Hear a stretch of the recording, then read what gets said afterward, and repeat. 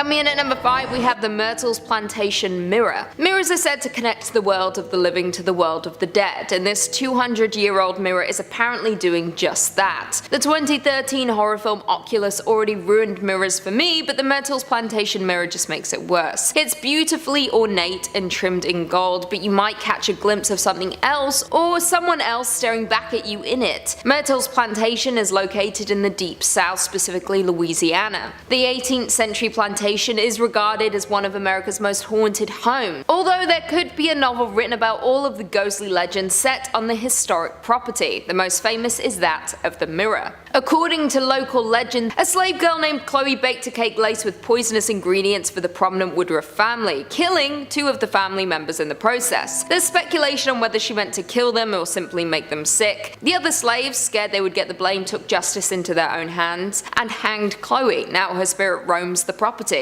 However, the people she killed are said to reside inside of the mirror. People have reported seeing apparitions dressed in old-fashioned clothing looking back at them. Strange drip marks also mysteriously appear running the length of the mirror. The property has no shortage of paranormal activity and has been the source of many convincing ghost pictures. Whether the mirror is responsible for the surge in supernatural happenings or not, I still wouldn't look into it without saying a prayer before. I just wouldn't look into it at all, to be honest. Number 4.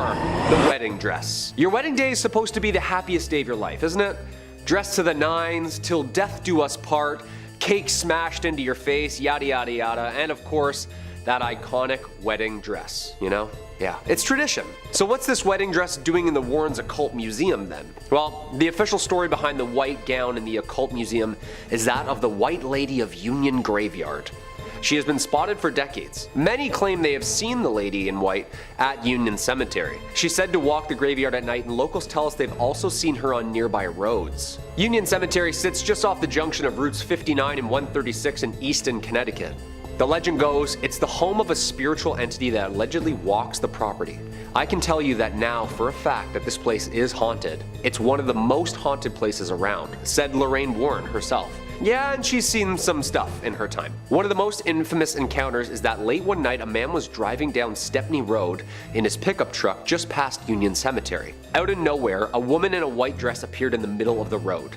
The man couldn't slow down in time and struck the woman head on. When the man screeched to the side of the road, there was no sight of the woman he had hit. Apparently this happens more often than you think on that road. Whoever she was, apparently the couple has her dress locked in the Museum of the Occult Finds and deems it spooky enough to leave it alone. Coming in at number 3, we have Peggy the Doll. Warning, just looking at pictures or videos of this haunted doll can apparently make you violently ill. So if you have to say your prayers before even looking at her, I would recommend steering clear from this doll. Or say a prayer right now because I'm sure the editor's going to show a picture. Peggy the Doll may look cute with her wide eyes and Doris Day haircut, but she's inhabited by an evil and impish spirit. UK-based paranormal investigator Jane Harris used to own her and says that she received a plethora of messages from people claiming to have gotten seriously sick after watching a video of her doll. Reports include chest pains, nausea, crippling headaches, and general anxiety. One woman even claimed to have suffered a heart attack. Peggy the Doll can do more than just make you sick, however. People claim to experience paranormal activity in their own homes after just looking at the doll online. One woman told Jane that after opening a picture of Peggy, her computer froze and she felt a strong presence in her room. Another lady said light bulbs in her home blew after simply mentioning the haunted doll's name. Well, I've said her name many times. Come for me, Peggy.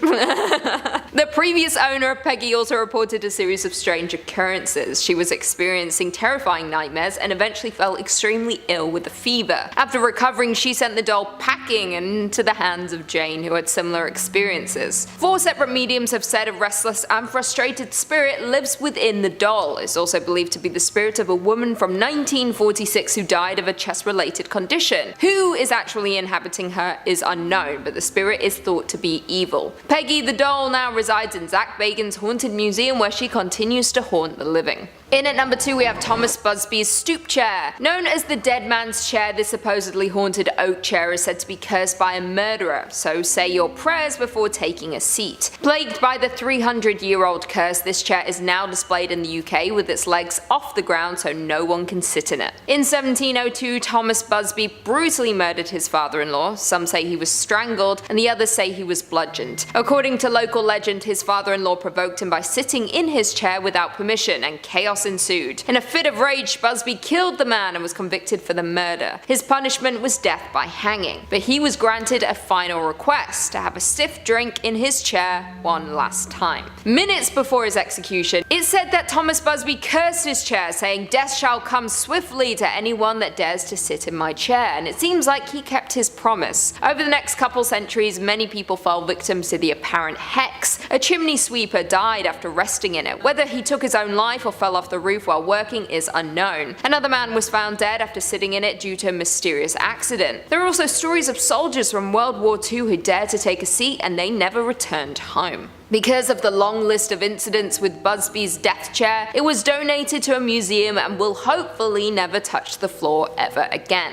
And finally, in at number 1, we have the hands resist them. There's just something so spooky and unnerving about this terrifying piece of art by Bill Stoneham. Perhaps it's the boy's hollow eyes, or the lifeless doll, or even the disembodied children's hands. Either way, what's most disturbing is what happens to those brave enough to come in contact with it. So if you don't want to suffer the same fate, maybe say a prayer or two first. Painted in 1972, Bill Stoneham based the piece of art on an old photograph of himself from when he was 5. Little did he know his work would go on to be one of the most famous curse paintings in history. The hands resist them gained notoriety after the 3 closest men to the painting died. Stoneham turned the painting over to Charles Feingarten for his art gallery in 1974, where it was purchased by actor John Marley, most famous for his role as the movie producer in The Godfather, who wakes up next to the severed head of his prized horse in his bed. His first media mention was by art critic Henry Seldes. By 1984, all 3 of these men were dead. The piece of art disappeared for years after this, but it resurfaced on eBay in 2000, and the posting was chilling to say the least. The seller claimed that the painting was haunted and that their children were being tormented by it. The kids said that they would see the boy and the doll in the painting fight and would be visited by them in the room at night. The dad was skeptical, of course, until he set up a camera and saw the boy crawl from the painting. He quickly listed it on eBay with a disclaimer, and it became an internet sensation. People began having paranormal experiences just by looking at the listing, hearing voices in their homes, and becoming very ill. Number 5. The Ring of Sylvanus. The Vine Ring, aka the Ring of Sylvanus, is a gold ring dating back to the 4th century AD. The ring was discovered in the fields of a farm in 1785 in Hampshire, England. Originally the property of a British Roman named Sylvanus, apparently it was stolen by a person named Senicianus, upon which Sylvanus hexed the ring with a curse. That's right. In 1888, the owner of the property wrote about the ring in a history of his property, which is now a National Trust property. The ring went on display there in April 2013, where it's been ever since. Oddly, in 1929, during excavations of the site of the Roman Temple of Nodens at Lydney Park, archaeologist Sir Mortimer Wheeler discovered the now apparent curse that goes with said ring. Consulting shortly after with one J.R.R. Tolkien. That's interesting. The ring is apparently much larger than most rings as well, and was perhaps made to be worn over gloves. The band of the ring has 10 edges. Among it is the goddess Venus engraved, along with the saying, "Live in God." Yeah, that's pretty awesome. The lore goes, while at the temple, Sylvanus' gold ring vanished. Believing the thief to be an individual named Senicianus, Sylvanus demanded supernatural justice. And at the Temple of Nodens, crafted and carved a hexed tablet known as the Curse Tablet, or Defixio. On the tablet, he wrote, quote, "For the god Nodens, Sylvanus has lost a ring and has donated 1/2 of its worth to Nodens. Among those named Senicianus, permit no good health until it is returned to the Temple of Nodens." Yeah, that sounds like a spell to me. You better return that, buddy. Nodens is like Poseidon. Yeah, that's not good if he's out there looking for you. In at number 4, we have Anna Baker wedding dress. Forbidden love, upper class versus lower class, a disapproving father. The story of Anna Baker could be a Shakespearean tragedy. Anna's wedding dress is a haunted relic reminiscent of what she lost, what she could never have, and what she could never let go of. Its purported hauntedness is more sad than scary. In 1849, the Baker family was one of high esteem in the small town of Altoona, Pennsylvania. As an upper class family, naturally the Bakers lived in a big, beautiful mansion, one that still stands today and serves as a historical museum. Elias Baker was the patriarch of the family, and he ruled with an iron fist, literally. Their fortune was made through ironworking, with Elias serving as an iron master. His daughter Anna, who much to his dismay fell in love with a poor steel worker. With an obsession for wealth and social classes, Elias forbade his daughter from seeing the man she loved. Their short-lived romance ended abruptly, and Anna never got to wear her beloved wedding dress. Bitter and broken-hearted, Anna locked herself away and refused to ever marry. Town branded her as crazy because of her antisocial behavior, and the maids would often catch her dancing around the Baker mansion in her unused wedding dress. Legends say that once her father died, she visited the only man she ever loved and found him happily settled down with another woman. Anna died lonely, broken-hearted, and angry at her father. Today, her wedding dress is put away to properly preserve the historical garment, but it used to rest behind a case in the Baker Mansion Museum. There were many reports of the glass case violently shaking as if someone was trying to get at the dress inside. Anna's wedding dress would also move on its own, seemingly swaying along with the ghost inhabiting it. Anger and sadness is said to have manifested in Anna Baker's wedding dress, making it an extremely haunted item. Number 3. The Statue of Osiris. And speaking of ancient Egypt, we arrive yet again at something stolen. The Statue of Osiris. In 1971, during an excavation in Saqqara, Egyptologist Walter Bryan Emery found a small statue of the Egyptian god of death, Osiris. He and his assistant returned to the dig site's office in a nearby village as Emery took the statue of Osiris with him. Once at his house, Emery went to the bathroom to shower, and after moments, his assistant began to hear Emery screaming. He found him clutching the sink, clearly experiencing some kind of trauma. His assistant said that Emery stood there paralyzed. I grabbed him by the shoulders and dragged him onto the couch. Then I ran for the telephone. Emery was diagnosed with paralysis of the right side of his body and was unable to speak. He actually died the following day. Talk about curse of the pharaohs. It's been said that there was a possession of a Canadian woman who believed her home had also become haunted by said statue. The woman gave it to the Ontario Museum, which returned it home to Egypt. Have we seen this video of said statue moving on its own? Like, this is from a Manchester museum, and this thing is just moving on its own all day. Yeah, this god's pretty powerful, and this stuff needs to be respected, you know? And returned. Like, you can't just steal stuff and throw it up in a museum overseas. Especially the stuff that clearly says in hieroglyphics, do not remove this, you will be cursed. We're uncovering more and more buried Egypt every day. Just please be respectful and leave the stuff alone after discovering and documenting it. And whatever you do, don't play any more instruments, okay? Number 2. Ballista balls. Almost 2,000 stones were found during archaeological excavations in the Gamla Natural Reserve, of which the ancient Jewish city of Golan Heights used to sit. This is the site where the largest number of ballista stones from the early Roman period were found. Basically, these little sanded stones are perfectly smooth and perfectly designed for ancient machine gun slingshots.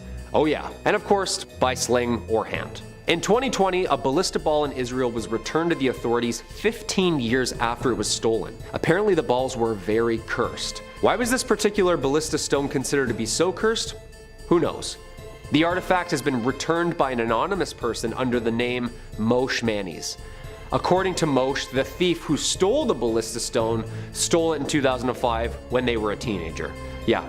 Oh yeah, it's definitely not me. No, it's a friend of mine. Yeah, no, definitely not me. Him and his friends were touring a display of ballista stones at the Jerusalem Walls National Park in the city of David. These ballista stones were used by the Romans when they were fighting in Jerusalem in 70 AD as part of the first Jewish-Roman war, known also as the Great Jewish Revolt. The man returned the 2,000-year-old Roman ballista balls from Gamla and actually wrote a little note on it saying, quote, "These are 2 Roman ballista balls from Gamla, from a residential quarter of the foot of the summit. I stole them in July 1995, and since then, they have brought me nothing but trouble. Please do not steal antiques." You said it, buddy. Those stones have seen their fair share of bloodshed. You don't want any part of that smoke. And coming in at number 1, the Wailing Skull. Our number 1 spot, of course, the one that scares me the most. Skull banshees screaming throughout the middle of the night. Oh yeah, just screeching ghost heads. You know this is a thing, right? Like, way more common than we think. Like, they're like everywhere. Burton Agnes Hall is in East Yorkshire, was built in 1598 during the reign of Elizabeth I by 3 sisters of the Griffith family. The youngest sister, Anne, was apparently attacked. They beat her after she apparently refused to give them her belongings. Locals heard her cries and came to her rescue and returned her home, though sadly perishing 5 days later. On her deathbed, she requested that the head be placed within the walls of the unfinished manor. The family ignored her request, and after she was buried and the house's construction was complete, the sisters began to hear sinister noises throughout the empty house. Well, screams, actually. The sisters returned to their family's vault to fulfill the past sister's request, and when they opened the tomb, the body was completely intact except for the now smiling skull across the room from the body. Okay, the head was taken back to the Bert and Agnes Hall, and miraculously, the noises and disturbances stopped. It's like she asked to be there or something. The noises would only happen again when later residents tried to remove the skull from the premises. Yeah, I'd put that back immediately. Don't mess with people's scary like this, you know? The skull was later cemented in the walls for safety. Yeah, I'd hope so. Although the noises have stopped, Anne still makes a ghostly appearance apparently on the anniversary of her death. I don't know why people go around touching things, moving them around, like leave them where they layeth, you know? Number 5, the organ. Music is the basis of like every good horror movie, isn't it? Music playing from the other room by itself, yeah, that scares the shit out of me. When I forget my Bluetooth is on and I hear the music from the other room, my heart skips a beat. And there's some Shakespeare sonnets on there, you know, so it sounds like some dudes in the other room just talking to me in Old English. Well, there's actually an instrument that plays by itself, apparently, every night around 9 p.m., unless it has priests bless it to keep it only wood and ivory. Apparently it likes to play a little number or two from the other side. Residing in the Warrens Occult Museum in Monroe, Connecticut, Ed Warren, the husband of the famous demonologist duo, apparently likes his classic music. Well, not live, I should say. He obtained the organ apparently after authorities cleaned out a haunted house owned by Reverend Eliakim Phelps in Stratford, Connecticut. Somebody from the authority at the city of Stratford reached out to Ed asking him if he'd be interested in obtaining a musical instrument in which needed some special handling. Nothing like a dusty old haunted organ, like the old hockey games and churches organs, you know? Apparently one night Ed was woken up by the sounds of the chords of the organ being played. It was late at night, so naturally Ed thought maybe someone had broken in and was fiddling downstairs with the instrument. Ed went down to check it out, and as soon as he entered the museum where the Warrens' haunted items are kept, the organ would just stop. Yeah, creepy. And also annoying. Like, why do ghosts always do that? It's so like trickster of them, you know? This would happen over and over and over again. The organ finally stayed quiet semi-permanently when after the Warrens asked a priest to bless the organ on a regular basis. Apparently it needed to be continuously cleansed or else the mysterious pianist would start their eerie tune again. Yeah, organs have to be the scariest instrument on this planet. So Halloween-y sounding, you know what I mean? And so Dracula-ish. Toccata in D minor, just Number 4, Tutankhamun's trumpets. The trumpets are a pair that were first found in the burial chamber of the 18th dynasty pharaoh, famously known as King Tut. One sterling silver and one bronze. They are considered to be the oldest operational trumpets in the world, and the only known surviving examples from ancient Egypt. The trumpets were found in 1922 by Howard Carter during the excavation of Tutankhamun's tomb. Yeah, you know, the whole cursed tomb thing.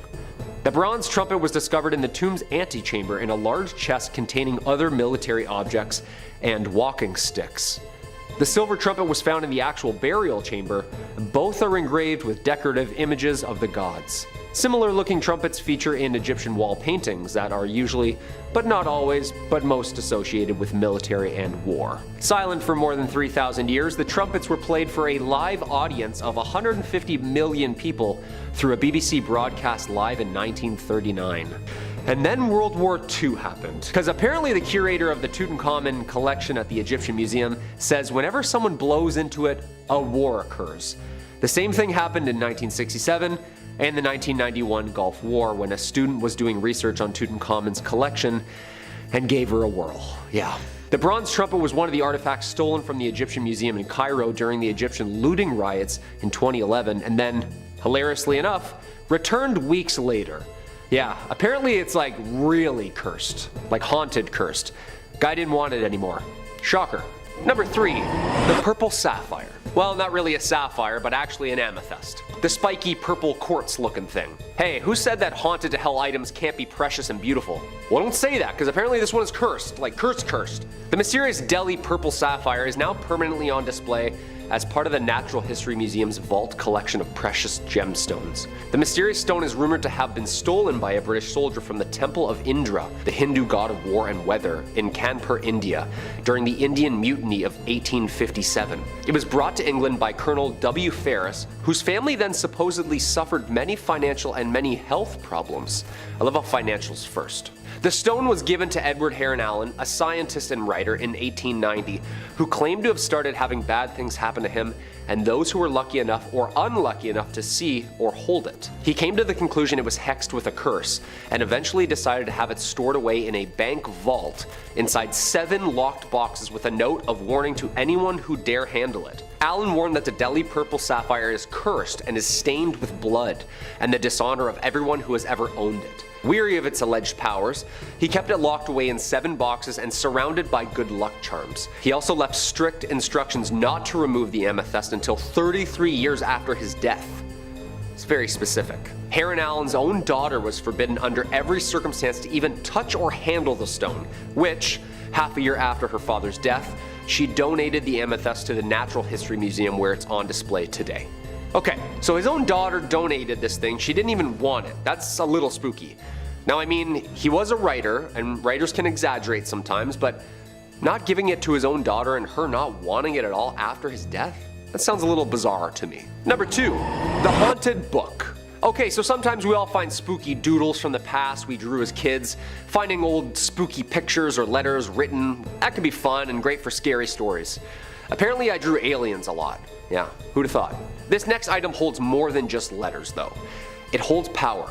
This haunted book was given to Brighton's very own haunted house, Preston Manor, after a Kent family who owned it claimed it caused them to be plagued by ghostly visitors and spectral visions. A haunted ledger which was found bricked up behind a shop wall has been acquired by the museum. Phew. The ledger was donated by Josephine Beniovitz. The book was discovered by her father, Tony Beniovitz, in 1988 when he was demolishing a shop which closed in 1984. Having taken it home, the father and daughter believed they suffered a number of spiritual visions and images of men, women, children, and apparently soldiers on horseback. The ledger, which dates from the First World War, was a clue at maybe who was visiting them. The daughter was told by one of the spirits that the book must be returned to Brighton where its first entry was written, which was in December 1915. The terrified family delivered it to Preston Manor, which is known for its paranormal occurrences and spiritual events. A medium visiting the house inspected the book and confirmed that they could sense evil omens emanating from its pages. It remains locked up only to be viewed after cleansed. Yeah, I don't think I'm going anywhere near this thing. Yeah, all those old books are usually wrapped in like someone's skin or something evil. Yeah. No thanks. And coming in at the number 1 spot, the Iceman. This definitely had to be my number 1 spot. And it's not my favorite UFC fighter, Chuck Liddell. But this is the most terrifying find of all. Not really much of an item either, but more like a 5,000-year-old frozen and perfectly preserved human mummy that was discovered in 1991 in the Otzel Alps in Italy. Otzi, of course, is the name researchers chose to name the mummy for obvious location reasons. This frozen mummy is of a man who believed to have lived 5,300 years ago. Otzi is believed to have been apparently murdered before being frozen in its time. This is claimed after the discovery of an arrowhead found embedded in his left shoulder and various other wounds on his body. He also has multiple different DNA types on his clothes, suggesting he was in combat or in danger in his last moments. The nature of his life and the circumstances of his death need more investigation, but scientists believe he's Europe's oldest natural known human mummy, offering a very shiny new view of the Copper Age. A huge glacier surrounded him after he died of exposure and preserved his body in a mile-high ice cube. However, this is where it really gets spooky. Once unearthed, rumors of a curse surfaced too and grew stronger as people linked to him began to die, often in accidents or natural health problems. All in all, so far 7 deaths have been tied or loosely related to Otzi's de-thawing, including forensic pathologists who was killed in a car accident en route to give a speech about Otzi the Iceman, a mountaineer who died in an avalanche, a hiker who discovered the Iceman on a hike with his wife and later perished after falling down a treacherous path, a molecular archaeologist was found dead in his home after he was finalizing a book about Otzi, the head of the forensic team died of a heart attack, another discoverer died of a brain tumor, and another researcher perished of multiple sclerosis. Yo, say what you will about curses if you believe them or not, when people start dropping all involved in this one find, there's gotta be some sort of otherworldly connection going on here. Whatever the case may be, this find is one of the most scientifically precious and also one of the most spiritually terrifying. Should we study this mummy some more and unearth more mysteries of the past, or should we risk the lives of those who study it?